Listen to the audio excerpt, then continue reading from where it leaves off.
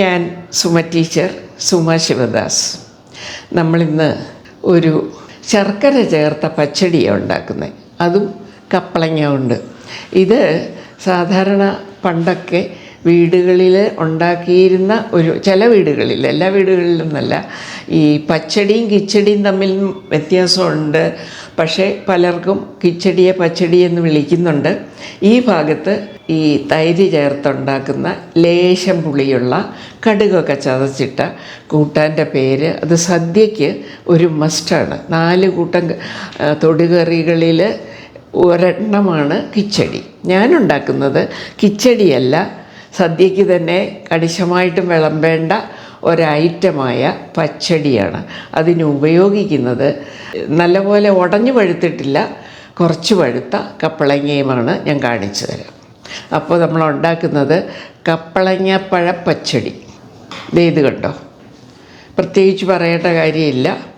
ഇത് കുരുക്കളെ കണ്ടാൽ തന്നെ അറിയാം, നല്ല ഭംഗിയാണ്. നല്ലോണം പഴുത്ത് കഴിഞ്ഞാൽ നല്ല ഭംഗിയാണ്. നാടൻ കപ്പളങ്ങയാണ്. അപ്പോൾ ഇതിൻ്റെ അകവുമൊക്കെ വൃത്തിയാക്കി തൊണ്ടും കളഞ്ഞ് കുറച്ച് ചെറിയ കഷ്ണങ്ങളാക്കി അരിഞ്ഞ് വേണം അടുപ്പേ വയ്ക്കാൻ. അതങ്ങനെ ചെയ്തിട്ട് വരാം. ഞാൻ ഈ പ്രഷർ കുക്കറിലോട്ട്, കച്ചട്ടിയിലും വയ്ക്കാം കേട്ടോ, പക്ഷേ ഇച്ചിരി വലുതായിട്ട് നുറുക്കിയുകൊണ്ട് വേഗം താമസിക്കാതിരിക്കാൻ വേണ്ടിയാണ് കുക്കർ വയ്ക്കുന്നത്. വെള്ളം ഒഴിച്ചു, അതിലേക്ക് കുറച്ച് മഞ്ഞൾപ്പൊടി, അടുത്തതായിട്ട് 1 ടീസ്പൂൺ മുളക് പൊടി, പാകത്തിന് കുറച്ചുപ്പ്. അടുത്തതായിട്ടുണ്ടത് നമ്മളുടെ കപ്പളങ്ങ കഷ്ണങ്ങളാണ്. കുറച്ചുകൂടെ ചെറുതായിട്ട് അരിയാം, ഇങ്ങനെയും അരിയാം. കപ്പളങ്ങയല്ലേ, പെട്ടെന്ന് വെന്തോളൂ. ഇപ്പം ഉപ്പും മുളകും മഞ്ഞളും ഉണ്ട്, കപ്പളങ്ങയുണ്ട്, വെള്ളം ഒഴിച്ചിട്ടുണ്ട്. കപ്പളങ്ങ ഒരു പകുതി, നന്നായിട്ട് ചനച്ച കപ്പളങ്ങയുടെ, പഴുക്കാറായ കപ്പളങ്ങയുടെ ഒരു പകുതി എടുത്തിട്ടുണ്ട്. ഞാൻ കാണിച്ചല്ലോ നിങ്ങളെ. ഇനി നമ്മൾ വെയിറ്റിട്ട് ഒരു 1.5 വിസിൽ ധാരാളം മതി. ഈ മധുരപ്പച്ചടിക്ക് ആ ടേസ്റ്റ് കൊടുക്കുന്നത് പ്രത്യേകം ശ്രദ്ധിക്കണം. പച്ചക്കടുക് ചതച്ച് നല്ലപോലെ 1 ടേബിൾ സ്പൂൺ കോരിയെടുത്ത് ഇത് വേറെ ചതച്ച് വയ്ക്കണം. ഇത് ശർക്കര ഇട്ട് കഴിയുമ്പം ഇതും കൂടി ചേർക്കേണ്ടതുണ്ട്. ഈ കടുക് ചതച്ചത് ഇതുപോലെ ചതച്ചെടുത്തതാണ് കിച്ചടിക്കും ചേർക്കുന്നത് തൈരിനോടൊപ്പം.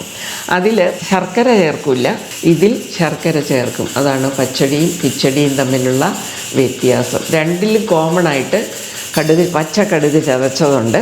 ഒന്നിൽ തൈരുണ്ട്, പച്ചടിയിൽ ശർക്കരയുമുണ്ട്. അത്രയും വ്യത്യാസമേ ഉള്ളൂ. പക്ഷേ രുചി തമ്മിൽ അതിഭയങ്കര വ്യത്യാസമുണ്ട്. നമ്മൾ തേങ്ങയുടെ ഒപ്പം അരയ്ക്കുന്നത് നിറത്തിനുള്ള ഒരു ശകലം മഞ്ഞളും ഒരു ശകലം ചുമന്ന മുളക് പൊടി.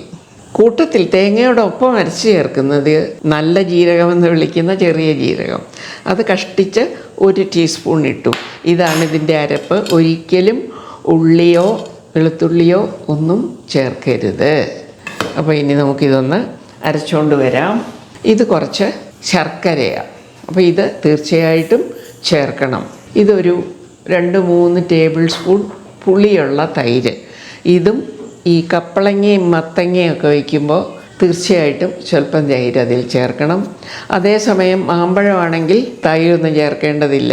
പകരം കണ്ടമാനം മധുരമുള്ള മാമ്പഴമാണെങ്കിൽ ചേർക്കുന്നത് ഒരു പച്ചമാങ്ങയാണ്. ചെറിയ ഒരു പുളി വരാൻ വേണ്ടിയാണ് ഇത് ചേർക്കുന്നത്. കപ്പളങ്ങയ്ക്ക് ഒട്ടുമേ പുളിയില്ല, ഒരു ബ്ലാൻഡ് മധുരമല്ലേ, അതുകൊണ്ടാണ് ഇത് ചേർക്കുന്നത്. ഇത് നിറത്തിന്, ഒരു നുള്ളു മഞ്ഞളും നിറത്തിന്. പിന്നെ കടുക് പൊട്ടിക്കാൻ വേണ്ട സാധനങ്ങൾ വേറെ. നമുക്ക് തുറക്കാം. നല്ലതായിട്ട് വെന്തു, ചെറുതായിട്ട് ഉടയ്ക്കണം. ശർക്കര കിടന്ന് ഇനിയൊന്ന് വേകണം. ശർക്കരയൊക്കെ ഇട്ടത് ഒന്ന് തിളച്ചു. ഇനി നമുക്കിത് പുളിക്ക് വേണ്ട ഒരു ചെറിയ തൈര്. അത് കൂടുതലാകരുത്. തൈര് ഇതിൻ്റെ കൂടെ കിടന്ന് പിരിഞ്ഞാലും കുഴപ്പമൊന്നുമില്ല കേട്ടോ. ഒരു 2-3 ടേബിൾ സ്പൂൺ. അത് പുളി അനുസരിച്ച് അഡ്ജസ്റ്റ് ചെയ്തോളണം. എടുത്ത തൈരിൻ്റെ പുളി അനുസരിച്ച് നമുക്ക് അഡ്ജസ്റ്റ് ചെയ്യാം. ഇതെന്നതാ, കടുക് ചതച്ചത്, പച്ചക്കടുക് ചതച്ചത്. ഇനി നമുക്ക് തേങ്ങയും കൂടെ ചേർക്കാം. കണ്ടോ, ഇനി ഇത് കടുകും കൂടെ ഒരു ശകലം സമയം പാത്രഭാഗം വരണം, കടുക് ഇറക്കണം. ഇപ്പോൾ ഇതാകുന്നു കപ്പളങ്ങ പച്ചടി. കരിയേപ്പില, പച്ചക്കരിയേപ്പില പിച്ചിയിടണം, കടുകും പൊട്ടിക്കണം. നല്ലപോലെ വെളിച്ചെണ്ണ ഒഴിക്കണം കേട്ടോ, അത് ഓർത്തോളണം. കടുകും മുളകും കരിയേപ്പിലയും മാത്രം മതി, വേറൊന്നും ഇടരുത്.